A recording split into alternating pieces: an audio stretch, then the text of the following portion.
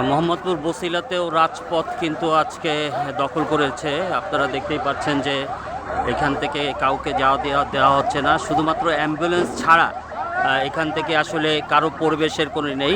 সাধারণ ছাত্রছাত্রীরা রাজপথে অবস্থান করছে। আপনারা দেখতে পাচ্ছেন যে অ্যাম্বুলেন্সকে তারাই জায়গা ছেড়ে দিয়ে রাস্তা পরিষ্কার করে অ্যাম্বুলেন্সকে ছেড়ে দেওয়া হচ্ছে। আপনারা দেখতেই পাচ্ছেন যে অ্যাম্বুলেন্সকে ছেড়ে দিয়ে তারা রাস্তা পরিষ্কার করে দিচ্ছে। এভাবেই যারা অসুস্থ তাদেরকে কিন্তু এভাবে ছেড়ে দিচ্ছে। একটু আগেই কিন্তু এখানে টেয়ার সেলসহ নানা রকম হয়েছিল, তার মধ্য দিয়েই কিন্তু চলছে।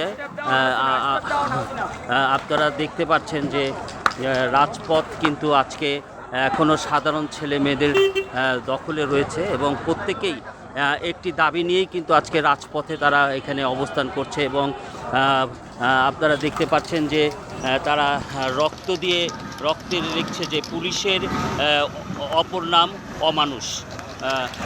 এভাবেই তারা লিখছে এবং রাজপথকে তারা ব্যারিকেড দিয়ে আটকে দিয়েছে।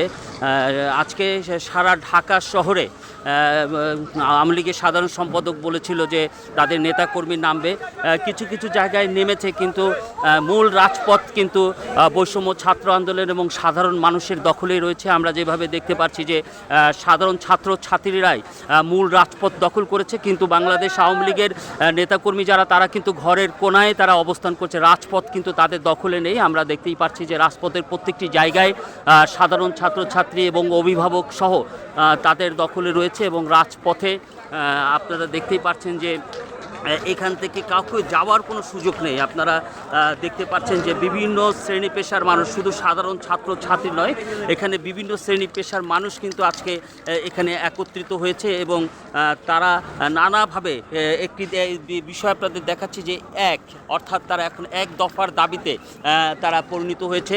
এবং আজকে যে অসহযোগের আন্দোলনের ডাক দিয়েছে, সেই অসহযোগ আন্দোলনে ডাকেই কিন্তু আজকে তারা রাজপথে এসে এক দফার দাবিতে তারা এখানে একত্রিত হয়েছে। আমরা দেখতে পাচ্ছি যে এই এক দফার দাবিতে তারা শুধু রাজপথে অবস্থান করছে না, বিভিন্নভাবে তারা তাদের অবস্থানের প্রতিবাদগুলো তারা তুলে ধরছে এবং এই প্রতিবাদের মধ্য দিয়ে বৈষম্য বিরোধী ছাত্র এবং জনতা, কৃষক, শ্রমিক, মেহনতি মানুষ এবং তাদের অভিভাবক প্রত্যেকেই কিন্তু এই রাজপথে একসাথে সামিল হয়েছে এবং প্রত্যেকের উপস্থিতির মধ্য দিয়ে চলছে এই অসহযোগ আন্দোলন।